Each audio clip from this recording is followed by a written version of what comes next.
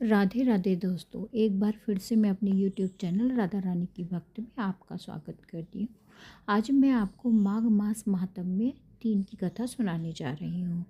भक्ति भाव से सुनिए।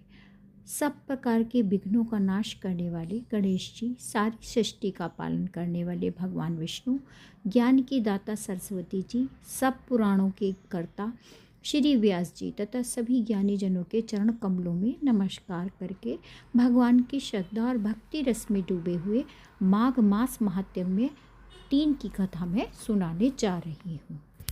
महाराजा दिलीप ने महर्षि वशिष्ठ से पूछा, हे गुरुदेव, महर्षि भृगु ने मणि पर्वत पर निवास करने वाले विद्याधरों को किस समय और क्या ज्ञानोपदेश दिया था? इस विषय को कृपा करके विस्तार पूर्वक स्पष्ट कीजिए।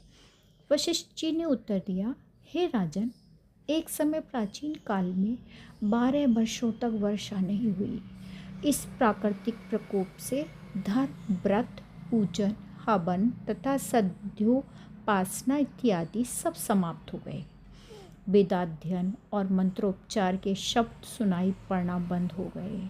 सभी प्रकार के जीवधारी इस प्राकृतिक प्रकोप से उद्विग्न और अव्यवस्थित होकर अपना नियम और धर्म छोड़ बैठे। संपूर्ण भूमंडल फल फूल और जल से शून्य हो गया। उस महाअकाल के समय पृथ्वी के अनेकों भागों में पानी का भी अभाव हो गया था। हे राजन, पृथ्वी और प्राणियों की ऐसी दुर्दशा को देखकर महर्षि भृगु अपने शिष्यों सहित हिमालय पर्वत में कैलाश पर्वत के पश्चिम छोर पर मणिकूट नामक शैल शिखर पर गए। यह शैल शिखर स्वर्ण, रत्न तथा मणियों का अजत्र भंडार है। पर्वतों की उपकता में और नीले पत्थर की शिलाएं हैं। उन नीली शिलाओं के नीचे से झांकती स्वर्ण भंडार की रेखाएं काले बादलों में बिजली की रेखाओं जैसी प्रतीत होती हैं। श्वेत पर्वत स्थान स्थान पर पहाड़ी फूलों, फलों, औषधियों तथा जड़ी बूटियों की उपस्थिति के कारण ऐसा प्रदीप्त हो रहा था मानो साक्षात चंद्रमा ही है। पर्वत की तराई में यक्ष और किन्नर गायन कर रहे थे तथा शिलाखंडों ने आगे कहा, राजन, यह पर्वत 36 योजन ऊंचा है और शिखर पर इसकी चौड़ाई 10 योजन है। अपनी मूल स्थिति में यह पर्वत 16 योजन है। इस पर्वत पर हरिचंदन, देवदार, मंदार और अर्जुन वृक्षों का बाहुल्य है।